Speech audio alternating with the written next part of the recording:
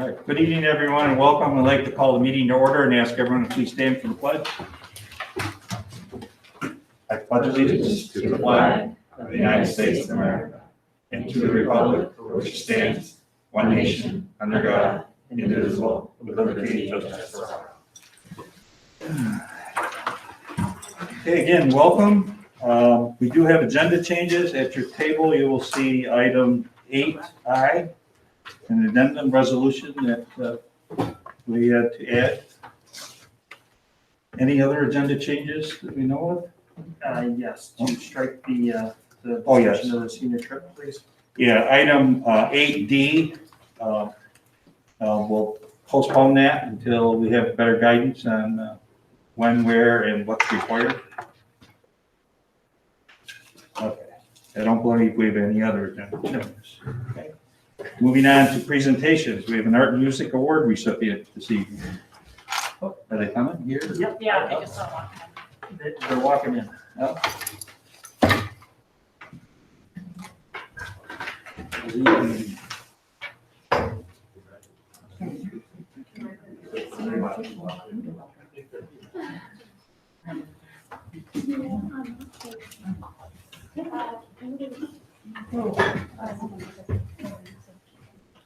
Right on time.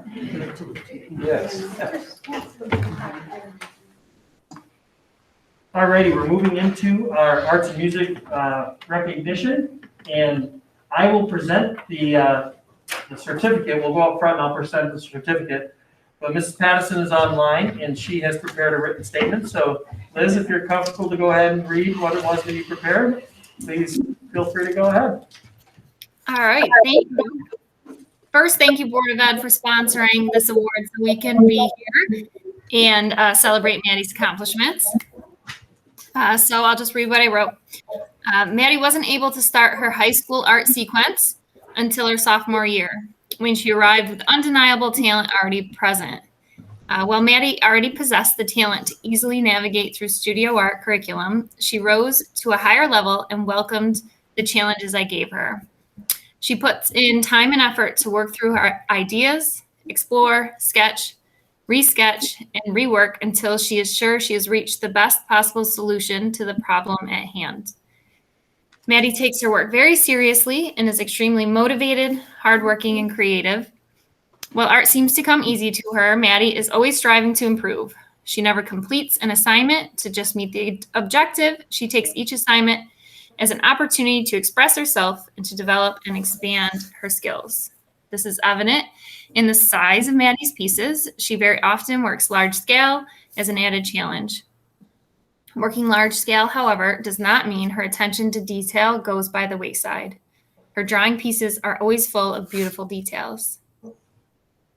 In drawing class her junior year, Maddie discovered her use of colored pencils was different than the way in which I taught the skill to my students. We worked together for less than one class, and she presented her knowledge to the class the very next day. It was an amazing thing to watch as a teacher, seeing a student so happy to share their area of expertise in the class, so students had two sets of instructions to better guide them through their first colored pencil assignment. Maddie very much brightens a class with her positive attitude and personality. She's a great asset to my art room and class discussions and will certainly be missed next year. Maddie, it's truly been a pleasure to teach you, but also to learn from you along the way. Congratulations.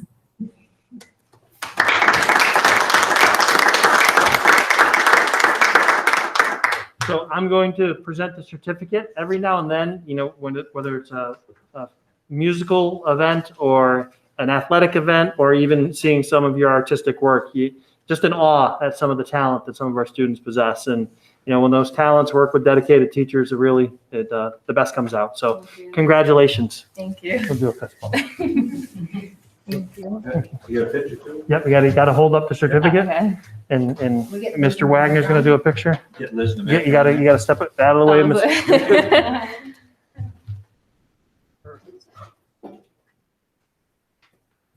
All right, congratulations. Yeah. Thank you. To you. Good job. Thank Um, you. Oh, yeah. We still have something else for you. I almost forgot. I was trying to steal the marks. I'm just gonna take it for himself. There we go. Thank you. Thank you. Thank you for coming in. Thank you. Thank you. Congratulations. Grab some cookies. Cookies, water? Thank you.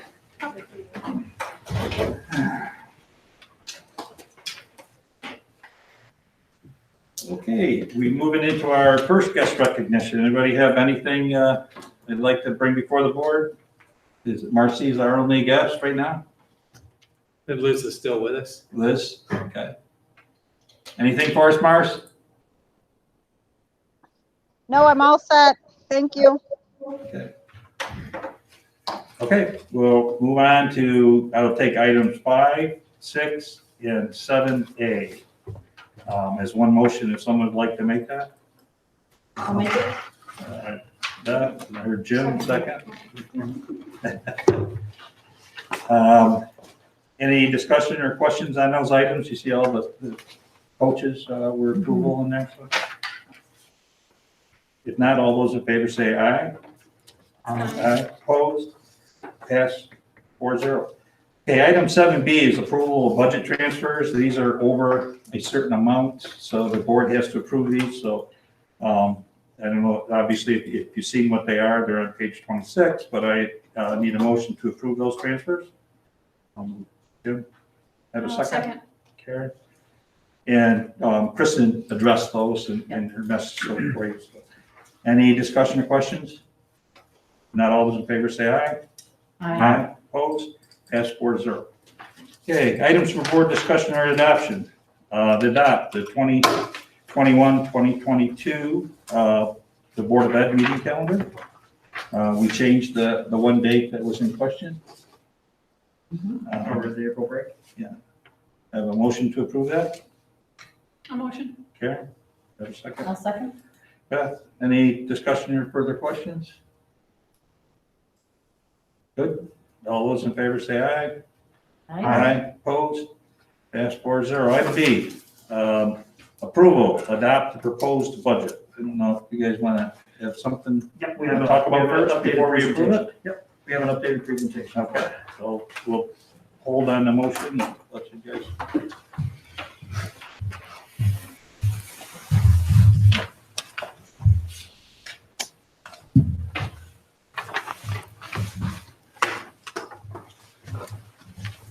Okay, I will be the Vanna White and Kristen will kick us out. You gonna come up here? Yeah, just so I can see the numbers. We want to see you. Okay. You can go to the next. Sorry. No, you're good. So a lot has changed since our March 22nd budget presentation. And we did a lot of scrambling, but I think we came up with a really good plan and it's very supportable. We don't want to talk about school revenues first, like New York State aid, tax levy, and our other sources. This one on the top was March 22nd, and this one is on the bottom. And I'll explain that in a minute. So the New York State aid amount has changed exponentially from the executive budget proposal. It's due to the feds requiring a maintenance of effort aid. For instance, like the state had included the federal stimulus amounts. The original allocation was $910,000. And now that was pulled out separately, and New York State had to backfill that. Plus, they gave us an excess of $655,000 additional foundation aid. And UPK aid, which we'll talk about that in a couple minutes. So that was a huge increase for us. So that allowed us to reduce the tax levy back down to the original cap. And the other sources, the pilots didn't change, and reserves and federal, we'll talk about in just a second. This top one from last time showed us our real property taxes were 48.7% of the revenues. Now it's down to 47.1%, which is more in line with what we usually do. And state aid was 40%, and it's up to 47.6%. Okay, if you go to the next slide. So I highlighted these numbers. This is the tax cap that we approved on February 24th. It's 1.05%. Our state aid numbers, huge difference. I've never seen this before, so this is an experience. All good news, but we were allowed to reduce the federal down to zero because now our federal grants will be included in the special aids fund. And our pilot numbers did not change from last time. Our appropriated fund balance didn't change. Our use of reserves was 410,000 last meeting. We dropped it down to 25 or 75,000 just to show some use of the reserves that we've been accumulating. We need to show some usage of them because of where they're sitting at, so. So you can see that we've got a budget increase of 4.78%, which is rather large for us, but our tax cap is very small. Our percentage increase is 1.05. The caution that I have, and that's why I put the fragile Yeah. stamp on there, is, this change in the anticipated revenue literally came out of nowhere. Like I definitely appreciate the state coming forward with increased foundation aid. I'm thankful for it, but it's also money that Avon has done without for years. Nowhere was it on the radar that this was going to come to us this year. Certainly a lot has happened between now and the last meeting that we had. The other portion is the pre-K funding that has not been really on our radar. And between those two amounts alone, that accounts for almost all of the difference in the revenue sources, things that were not on the radar prior to the budget runs last week. And So it can come quickly. It can also go away quickly, as I'm sure you've experienced in the past with schools. so the state is saying that they're going to restore us fully to the foundation aid level we're supposed to be at. I was on a webinar today that they did point out, and it's fact, that the economy changes and the state could not be able to fulfill that down the road. So we're just always got that in the back of our mind. Okay. Okay, our expenditure budget, of course, balances to our revenues. A lot of the changes were in salaries and some of the debt service, which we explained about the transfer to capital fund. I'll explain that again in a minute. Okay. So the changes, the team has worked, we've had 3 or 4 different meetings since the budget runs came out, and we've worked to try to clarify what it is we feel would be most appropriate to propose given the new circumstance we found ourselves in. So we think at this point, because of the information that we have about universal pre-K, that 20 spots and it needs to be a full day program, that's something we are researching fast and furiously, but we will plan to move ahead with that for next year. The $6.9 million capital project, we're going to do a proactive transfer, so we borrow money up front so we can start the planning and start the work. And then as the project comes to completion, you move to the long-term financing portion. We're in a position to be able to put more money up front, not lose flexibility on what we purchase, but we won't have the long-term commitment to an increased amount in financing. So we'll save money over time and maintain our flexibility. And then the last thing that we want to talk about is some of the staffing, changes to staffing as a result of not just the new money, but some of the incentive work that we did earlier in the year to prepare for this. I'll just add one more thing about the debt service. Bernie Donegan's office, because we didn't know if we were going to spend the entire amount of the $6.4 million budget. They did not bond out the short term of $500,000. So we have those funds available, and we're still figuring out where we're at. We're very close to knowing if how much we've come up to. But this $200,000 transfer by cash through the budget, it's called the local share, and that frees up monies for you to be able to approve projects in the future that would cover that. What is the part where, like, over the next 3 years? So, You get, that's the stimulus money? right, Yeah, that's coming up. Yeah. This spending plan doesn't address that yet. okay. Yeah, because we don't want, that's a set amount for 3 years. This is more, that's our regular budget here, so we'll talk about it. So some of the additions that we want to talk about with staffing would be the pre-K assignments. Right now, we're in a position to be able to do that without having to hire because of our kindergarten enrollment as it stands. The student engagement coordinator, I shared some information about this. We feel like this is in line, although new to the radar, we feel like it is in line with work that we want to do that has emerged consistently through the stakeholder input with the comprehensive needs assessment, as well as what we feel like we need to do in discussions that we've had. Earlier in the year, we talked a little bit about augmenting social work services, and we talked about some of the challenges of the staffing positions that we have now. So we're trying to make more support available to families and to students in that regard. And then a 0.5 clerical support. If we're starting a pre-K program, Jackie and I have been having conversations about some of the unique services that we're starting to see also, as well as some of the growing need around our use of technology and operations in general. So because of some staffing changes, a 0.5 clerical position would allow us to hire a new person and figure out how to best deploy that person to help meet the needs that we have. Just as it's not all additions though, some of the changes that we always take a look at, some of the changes in attrition, based on the incentive, we do have a math retirement. Well, actually that was before the incentive. We do have a math retirement. And after working with the building principals, we feel like we can move forward without filling that position. There's a teaching assistant position that came through the retirement that based on the current needs that we have now, we don't believe that we need going forward heading into next year. The position does, the budget does consider, and I know that this is something that the board has wrestled with, we have a retirement from a library position, and this budget moving forward proposes that we not fill that library position. So in effect, you can almost see that library position becomes the student engagement person. So it's a 1-for-1 there. And what we would do instead is seek to fill the library support positions that we did not fill this year because of the widely broadcast 20% reduction in state aid that we were facing through most of the year. So that, and then additionally, Mrs. Simpson continues to look at the annual meetings for students, and it's looking as though we may have an opportunity to there's less need with student services heading into next year.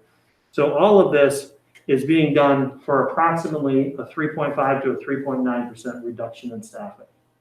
So the net is for staffing to go down. Additionally, I wanted to talk about, when we planned for this year, we had a contract for social services with the county. That person retired suddenly and went away. So that's part of the repurposing to the social work position.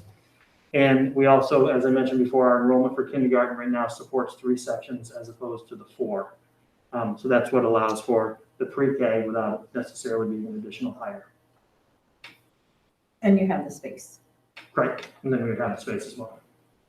Can you share with me, and maybe Robbie could help out with that, the library position and not filling it, like, what is the vision or in terms of librarians or the use of the space and how it would be utilized to, maybe programs that were being instituted through the libraries? How does that impact that at the elementary level or even the middle school? Yep. So good thought, Beth. So part of what we're doing is we know we need to plan for that. We need to have a K-12 library program. It's not necessarily driven by 3 librarians. We would still have 2 librarians, and we would, with approval, we're going to come together and do some of the long-term planning for the library program and look for the specific skill sets for the folks that we might hire to support the libraries going forward. So those are the support aides. Kind of, sort of. There's the library aides are in there, but it's also related to special education services. So there are 2 library aide positions in the budget for this year that we did not fill because of the forecast around budget. So just to preserve some financial flexibility for this year, they are in the budget for next year, and we would look to fill those positions in some way, shape, or form. So 2 library positions? That would be to be determined because we're eliminating the librarian. We have to really take a close look at what we need to still have a robust K-12 library program. Okay. Thank you. Did you want to add anything to that, Rob? I don't know. You answered it. I think what's hard is providing specifics when we're still kind of working through the details of how that's going to work. But I'm confident that the path we're heading on is going to be strong for kids and the needs of K-12 will be met. Sure. Yeah, I think we're talking about having 2 full-time library media Right. specialists, but then we correct, depending on what is needed, the aides are going to be there available depending on what we think, what is needed. Well, and I'm confident knowing that those discussions are still ongoing and Right. anybody whose building is impacted, you're in on those conversations. So Yeah.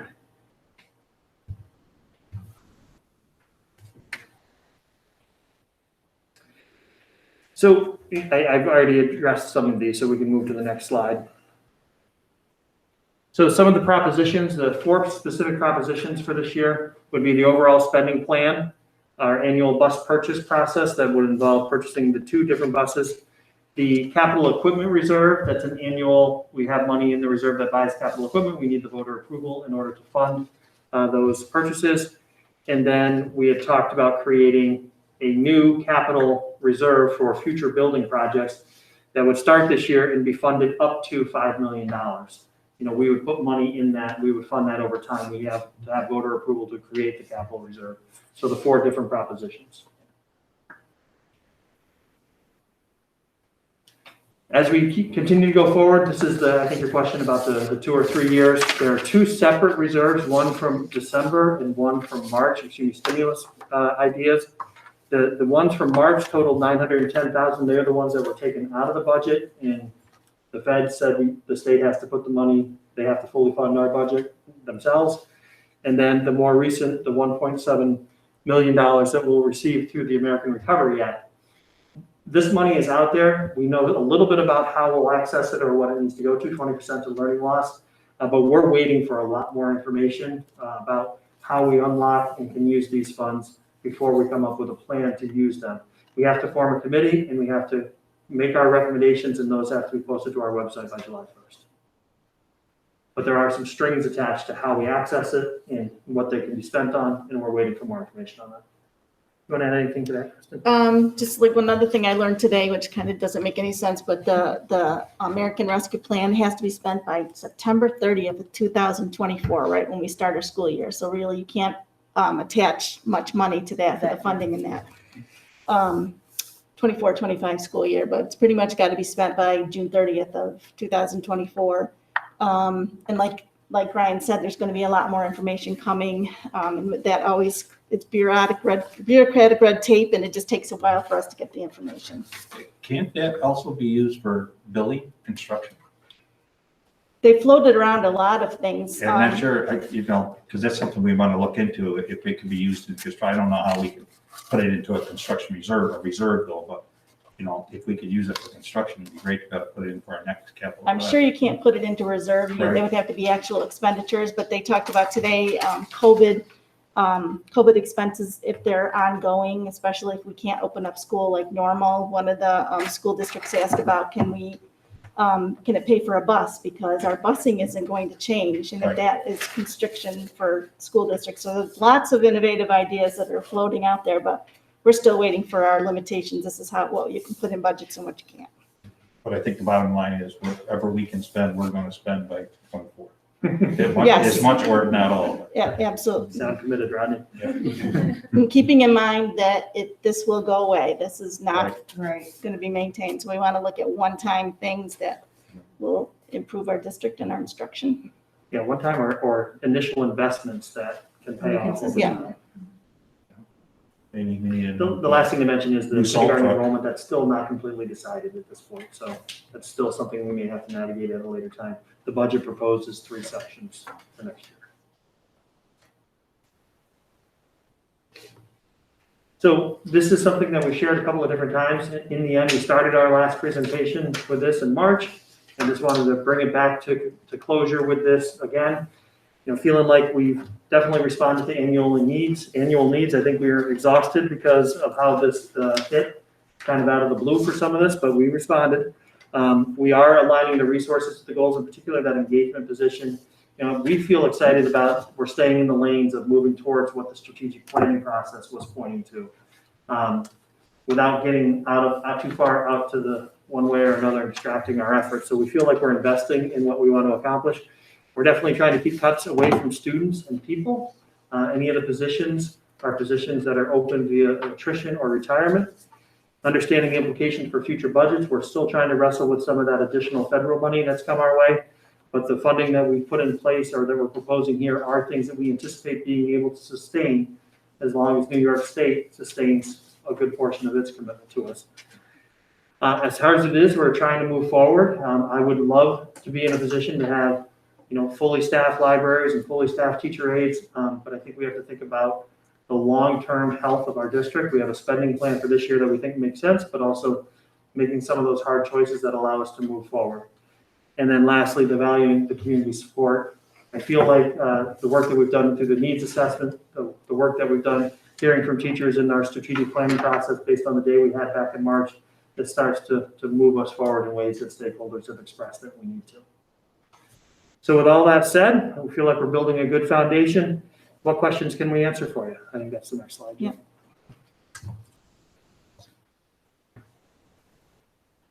Everyone go with pre-K. I mean, understand it. If there's money there now. If we don't use it, we lose it. Years ago, I think maybe Joe and I was there, but we talked about, are we going to put, we have some very good pre-K schools out there. Are we going to put them out of business? In this case here, I mean, you got to look at it both ways. Taxpayers are paying school taxes and pre-K is available. It's only available for 20. So those details are being worked out by the administration. How about that 20 lottery system, whatever. So because we'd like to get answers. Ryan's going to be going out shortly and presenting this budget, and people are going to see that. So just so we're aware that that's what we're trying to do. And in addition, those pre-Ks, that's both 3rd and 4th grade. So we're only taking 20 4th graders, right? 4-year-olds. Or 4-year-olds, not 4th graders, sorry. So they still have the option. They'll still be there.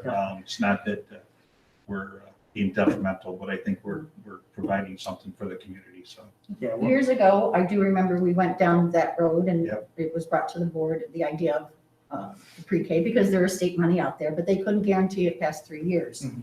And so we chose as a district not to do that. What is your sense after the 3 years? Because, there's all of that upfront money. Is that then something that we just tried to make sure we have absorbed? And as you're showing in staffing, it's not going to be like a salary thing or anything like that.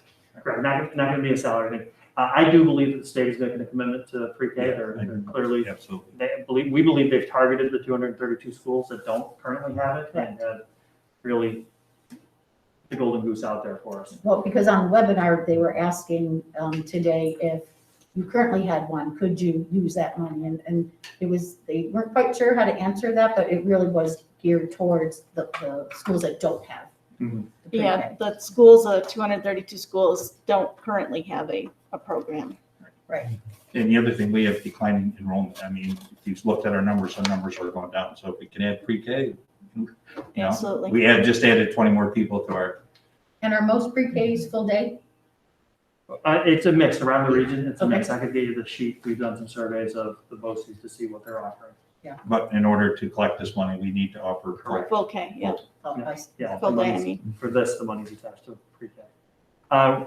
Jackie, Rob, and Michelle Burke and Maya have been on a steep learning curve, learning more about pre-K programs, what we need to do, the lottery system, transportation, all of those types of logistics that we need to figure out. We're in the process of setting a meeting with our pre-K providers in the community so that we'll plan a meeting so that we can partner with them as opposed to, do what we can to establish a field that we want to be in this together. We're all serving the students of our community. And there's a lot of local districts that offer it too, so. It looks like we're one of the only ones, if not the only one, within the BOCES to not have it at this point. My plan is to call all the providers within the next couple days so that they hear it from us first Yeah. before they Yep. hear it out and about.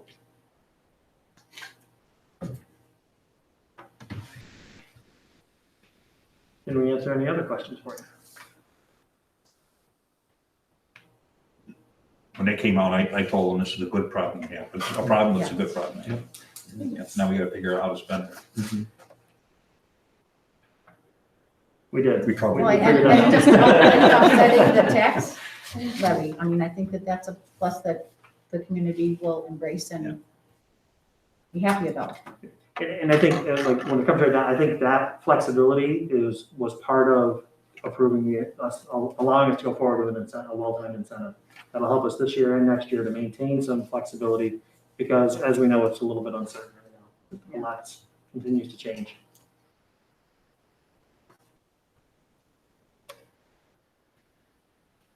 Nobody else has any questions? I'll entertain a motion to approve. Oh, do you have more to present? No, you said I entertain a motion. If no one else has any questions, someone want to make the motion for, to adopt the proposed budget? I'll make a motion. Karen, have a second? I'll second. Jim? Any further discussion or questions? Not all those in favor say aye. Aye. Aye. Opposed? Pass 4-0. Thanks for your effort. Okay, good job. Yeah. Good job for everyone getting together and figuring it out. Yeah, I just wanted to say that. I know you know this, but these folks have reorganized their days and taken on challenges on pretty short notice, in addition to, our Friday, 5 o'clock gift of new regulations and requirements for COVID. They've been handling all of this too, so thank you for your commitment to helping us figure this out.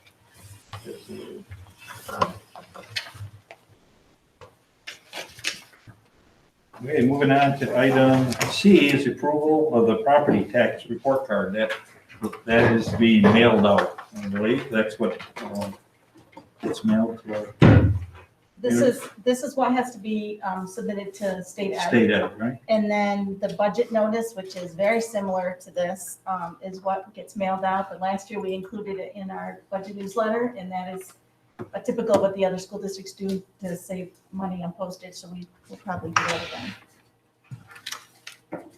Okay, we have a motion to approve the property tax report card. Jim, I'll second. Beth, any discussion, questions? Not all those in favor say aye. Aye. Opposed? Pass 4-0. Item E is approval. Approval, replace server for the technology replacement. We talked about this at our last meeting. You had a great presentation that Jim and company gave us. It is for the price of $91,840.53. We have a motion to approve that. I'll make that. I'll second the motion. Karen? Any further discussion or questions? Not all those in favor say aye. Aye. Opposed? Pass 4-0. Item F is Board of Ed goals. Ryan? Yep, so at the last meeting, we all, the board members and I filled out a self-reflective observation sheet for how we conducted Board of Education meetings.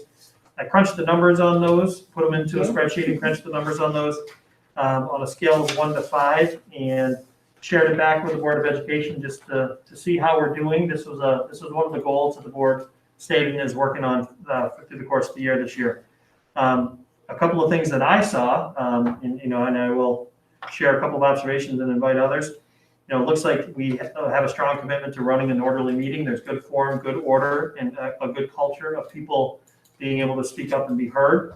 There tends, I think, the most important thing for community credibility is the high marks in terms of awareness of what's in the packet and in the information that the Board of Education is dealing with. And then the idea that we stick to a plan.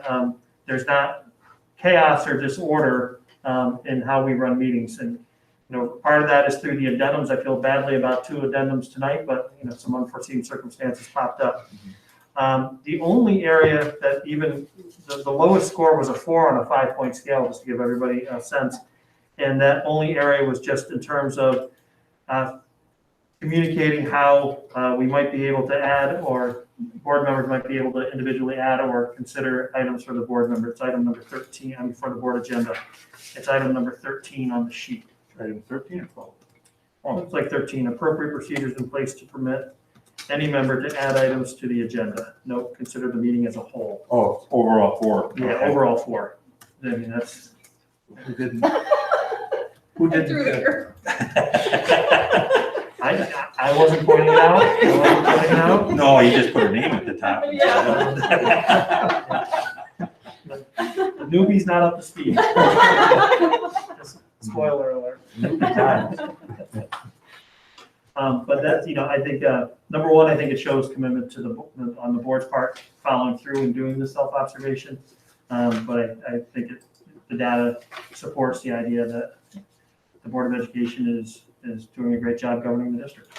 So how would we address that? Like, just create process, like, it would need to be, once we get the agenda, then if we wanted to add something, who would we contact, and that, just some.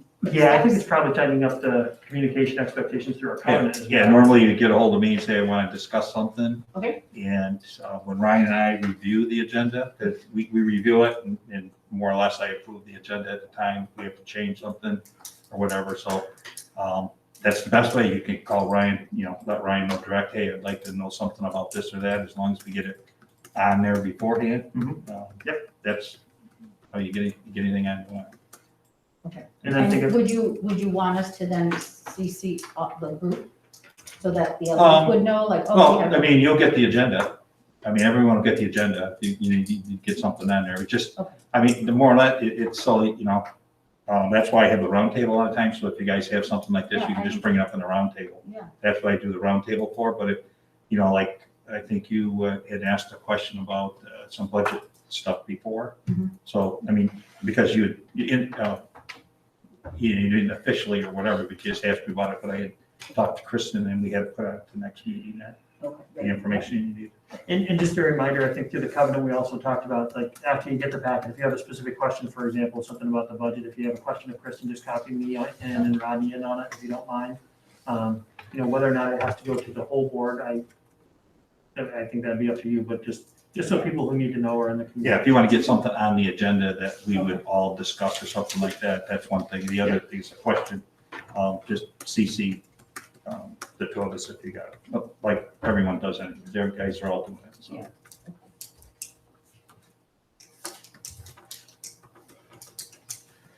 Anything else? So they were the positives that I saw, lots of fives, lots of 4.5s and over, so.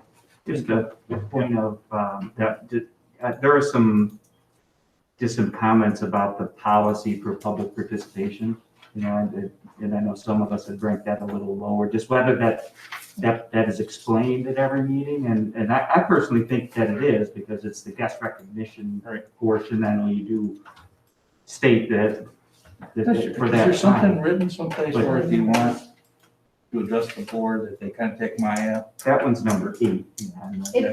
Isn't it usually when they come in, is it next to, Well, should be a paper? public meeting, so they don't have to make an appointment to speak like they do in the city and stuff like this. Guest they show up. recognition is supposed to be Yeah. regarding what you're gonna hear in the budget, and then I usually open it up for, do you have anything for the board? But don't we have a sheet, and again, not seeing it maybe because of doing things virtually, where it kind of There is a sheet. outlines, so it's over when you sign in? Yeah. Okay. Right, when Yeah, you sign. okay. Yeah, and it's There's in a our third packet. page in our agenda that Yeah. says it too, but I just wasn't sure, like, if a guest comes, like, do they even see that when they come? Yeah. If it's over there. Well, if yeah, they sign in. well, anybody needs to sign in. Jim, what number is it? It's number 8 on that sheet, and I'm not, and again, I'm not saying these don't, because I know it's pointed out that guest recognition section. And I think if we do have people that show up, that's when Rodney does make it a point though to explain Yeah. that process, so, I don't, How much time they how have? much time, yeah, so I think he clarifies at that point if we have guest speakers. So this is a great thing for us to keep in mind for one of our next learning series, or when we get ready at the end of the year, we're going to do the NISBA. Karen, you didn't have a chance to do it last year, but a Google form that has the NISBA self-reflection survey that could drive some work for us for the retreat. But I mean, I'm not seeing anything of a crisis nature in any of this, so I don't think we need to stop the presses and just, we can address it through through the work that we're trying to establish, the regular work that we're trying to establish.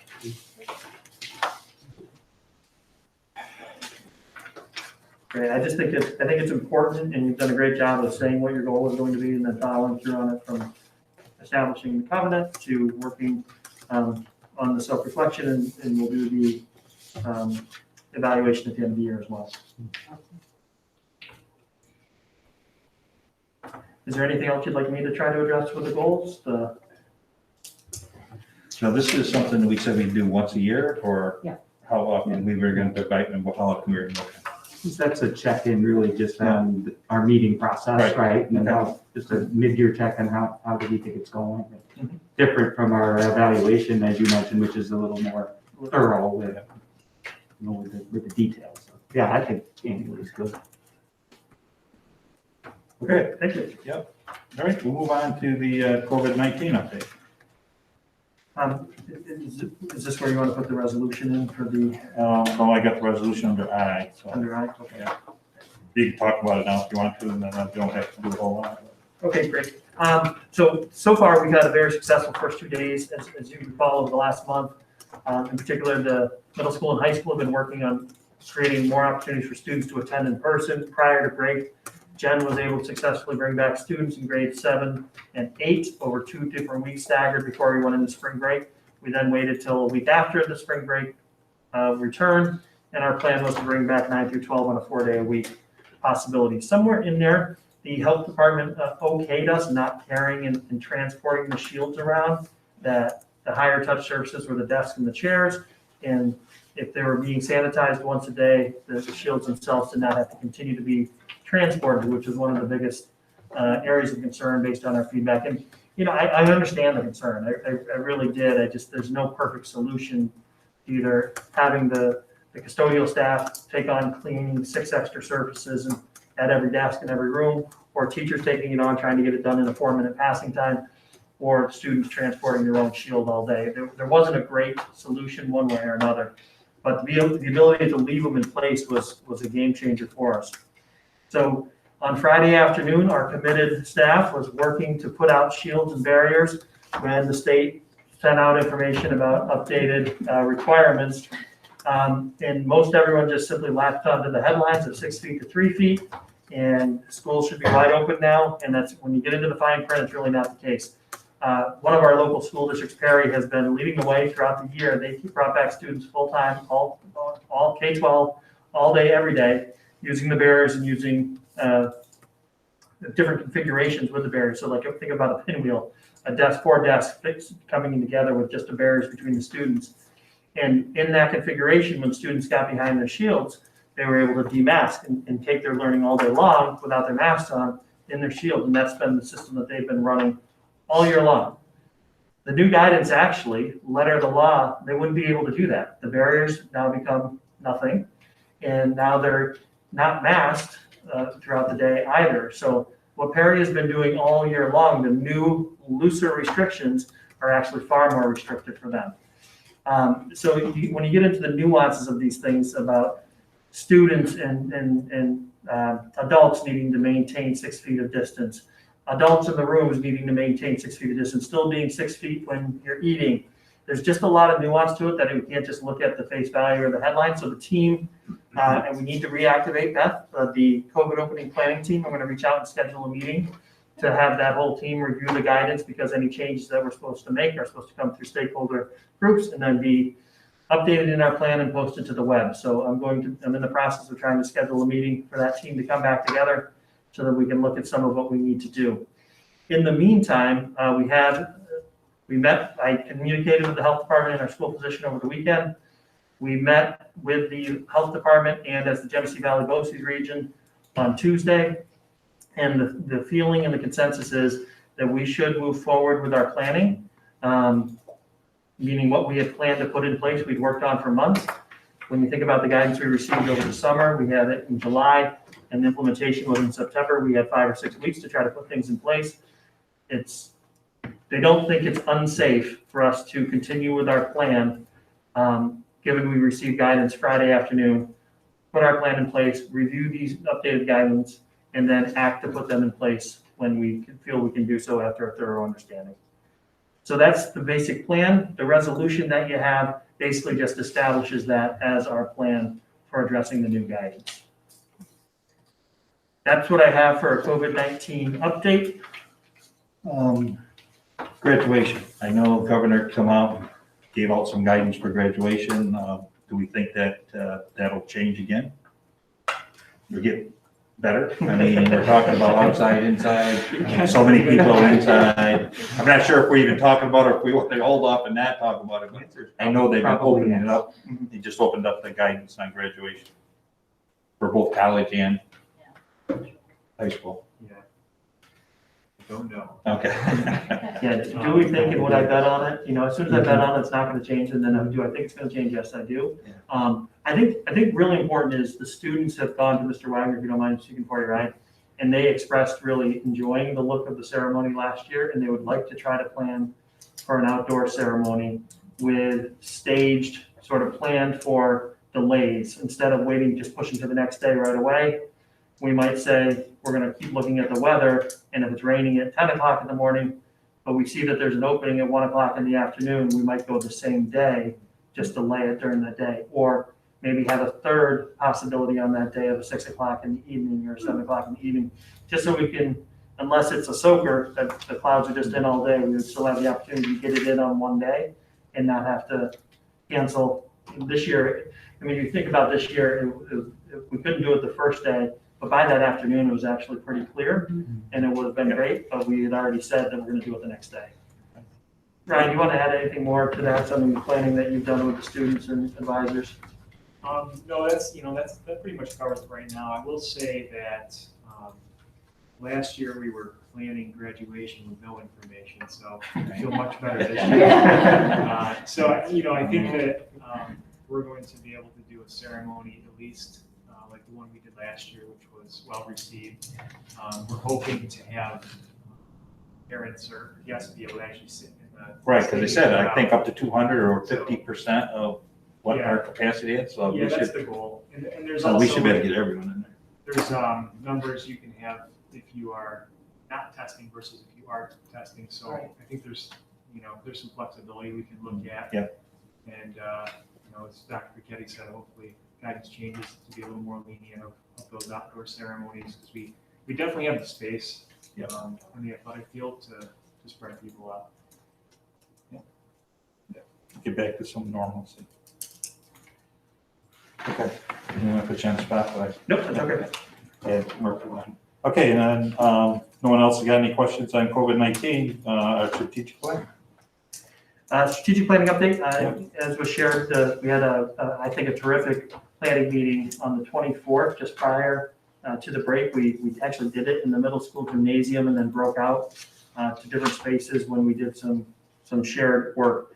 Each of the buildings had representatives attend, and we went through the process with Nicole, and each building got a great start on one of the goals for the first year. And it was kind of interesting to see that each building tackled a different goal out of the gate. We didn't direct that. They tackled it out of the gate. They've since had subsequent meetings with the teams with the goal of having the draft of the first goal done by the 23rd of April, at which point we'll share it back with Nicole and we'll get some feedback and keep working towards the other goals, but on track for July.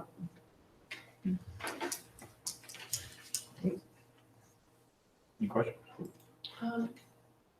Is there any plan on updating like the community? Because I know you're working on a strategic plan. Updating on them and like where you are in the process. Yeah, the newsletter had an update in it that's going out, but we could do more. Okay. I think that doesn't hit the Well, month. I've not read it. Other questions? If not, we'll move on to item I, or agenda change, and it's the resolution that you have at your table. It's updating a plan to return to a 4-day in-person session. You got that correct?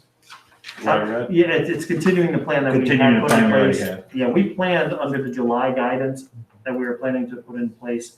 New guidance hit on Friday afternoon. We're gonna move forward under the July guidance that we had in place until we have time to work through collectively the new guidance. So I'll entertain a motion to approve that resolution. I'll make it. Have a second? Jim? Any discussion or questions? Now, all those in favor say aye. Aye. Opposed? Passed 4-0. Okay, moving on to reports, President's report. I just gonna mention, I don't know if you guys know it or not, Caledonia School Board had one of their school board members passed away, Tim Anderson. I had NISBA send a letter, but I'm not sure, maybe we could send a letter on behalf of the board. That's a nice idea. Okay, that's all I have. Legislative? Well, we would have gotten a thing from Pat Burke today, Just just, did today, yeah. and so that's just more of a roundtable that's coming up on April 22nd. I'm pretty excited, so we can touch base if there's something to share in regards to our district.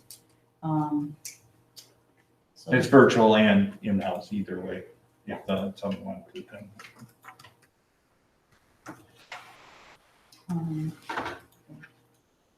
I did attend the webinar today for the budget, and there's a couple other ones that are coming up through NISBA. One has to do with the district's role in defeating uncivil discourse in our society, so it has to do with the civics piece that we talked about in our strategic plan. And then the other one is on policy, just policies and practices for life after COVID. I thought I'd listen to those just to help me understand. Anything good?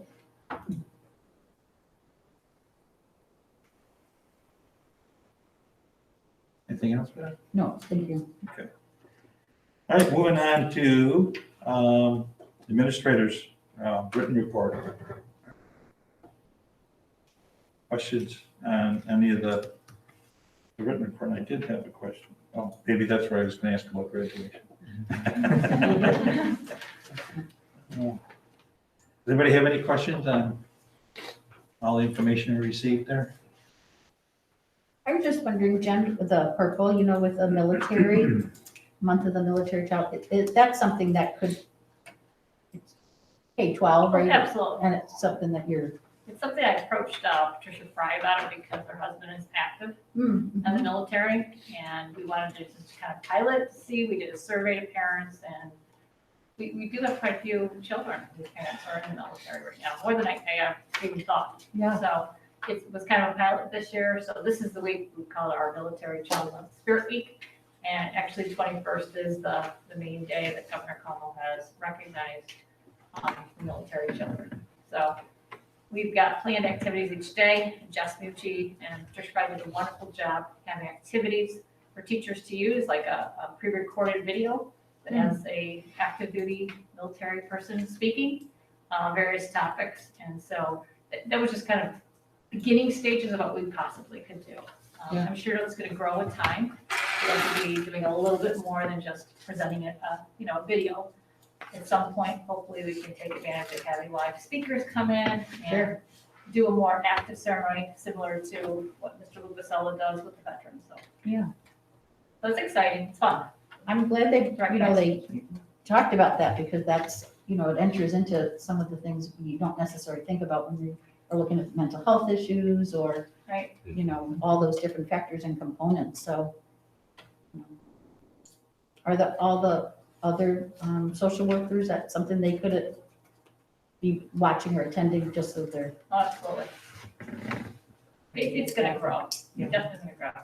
You mentioned today, you made a decision to start small within your building and then Absolutely. look to. I didn't want to pressure anyone to do it, and I knew Patricia was very involved when I brought it to her. She was just enthusiastic and really organized the whole thing. And Jess was the technical person behind creating some of these videos, working with her, the aesthetic piece of it. So it's a great partnership. So it could definitely grow. Yeah, I think I would like to see the school, K through 12 kind of thing. Yeah. The Sierra Athletics are doing great. Their girls volleyball are undefeated.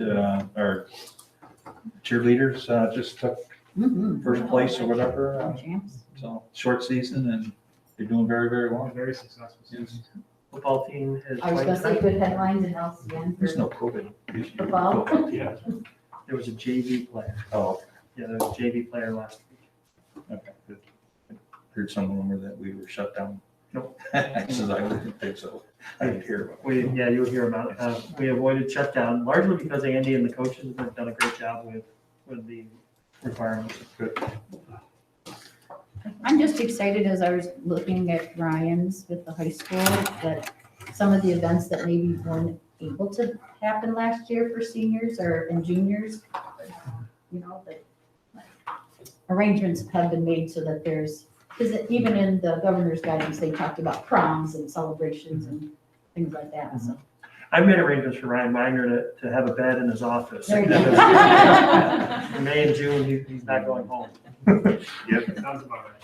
Also heard a lot about the National Honor Society, people and the way we're able to do that. Like, I think some of the pictures we've seen, at least be able to walk through, give them a fist bump or something where we couldn't even do that before, so I thought that was great. It was nice to be in the newly renovated auditorium. Yeah. It was, I'm sorry I great missed it. feel. And just to add to that, I attended with my parent hat on, but also with the board hat. But it was, I just thought it was excellent. It was an excellent ceremony. You think about the planning that went into it, I know right up to the last, just like with everything, we know, but this was no exception.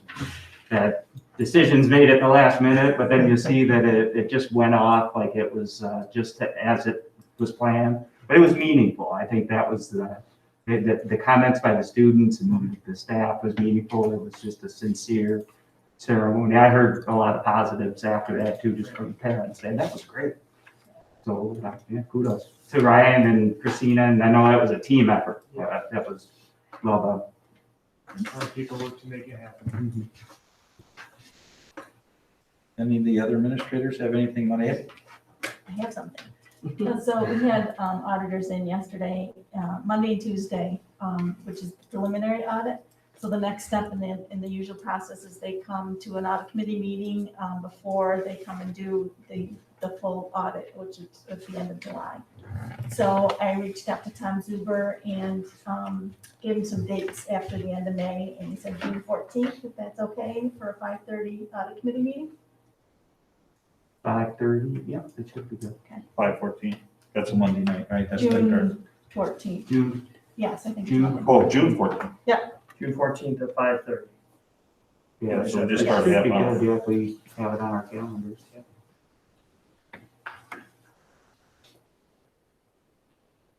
Thank you. Other administrators have anything they want to add or report on? On behalf of the administrators, we just had a quick debrief at the end of the day today, midday today. Today we had our last planned late arrival days. I think Jackie and Christina and the principals have done a great job planning the events of those 2 hours of being very productive time. So today was the last one. We thank you for the support on that. We've been able to advance some professional learning targeted to specific people, steering committees for ELA and math meeting, and then teams that aren't directly involved with those things working on the curriculum writing. So a lot of planning, a lot of moving parts, but all total, they've had almost the equivalent of an extra full day to work on some of those things without it being a full day away for kids and families. So thank you for that, and thank you for the work on that. Okay, that's all you got, right? That's it, I'm done. Well, meaning I haven't listed yet, I didn't know if you had separate stuff. So. No, I'm good, thank you. Okay. All right, moving into roundtable. Karen, anything? I do have a quick question just about the removal of the request for the senior trip, the more clarification of why. Sure. Because there's a packet in them. The new guidance may impact some of the senior trip, and we've been having a little bit of a difficult time getting the specific safety protocols that are taking place at the destination. Okay. And in particular, another nuance that we just want to make sure everything is okay with is the overnight. So we just didn't feel like we had all of the information in place to put the board in the position of approving a trip when we have a little bit more work to do.